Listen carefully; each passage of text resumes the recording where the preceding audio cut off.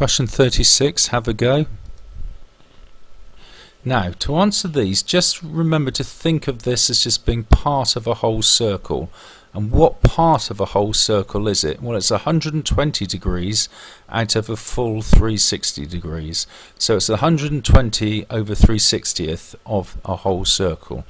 Now, for part A, we're being asked to write down an expression in terms of pi and x for the area of this sector.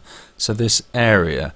Now, cottage pie is delicious, apple pies are too, so we want the area formula. So how do we work out the area of the whole circle?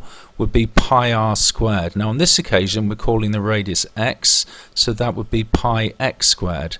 And then what proportion of the whole circle do we want? We want 120 degrees out of 360, so it's pi x squared times 120 over 360.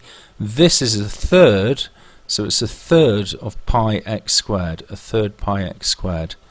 Same idea for part B. We're being asked to work out the length of this sector, so that length from P to Q, the curvy length. Well, all the way round would be the length of the circumference, which would be pi times the diameter. The diameter of the circle would be 2x, so the length all the way around would be 2 lots of pi times the diameter, 2 lots of pi times 2x, so 2 pi x. We want a third of this again, so it's pi times 2x times a third, which is 2/3 pi x. This is a particularly difficult question. If you don't really get this one, I wouldn't worry too much about it at all. Question 37, a simultaneous equation, have a go.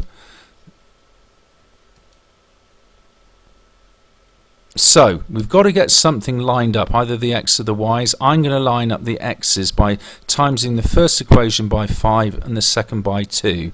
Having done this, I get this. Now, I want to eliminate these two 10x's, so to do so I must take away them from each other. So this is a taking away simultaneous equation question. 10x take away 10x is nothing. Minus 15y minus another 4y is minus 19y. 55 take away 36 is 19, so y is minus 1. Now, to work out x, we then need to substitute the fact that y is minus 1 into an equation of our choice. I'm going for this second one, where 5x plus 2y is 18.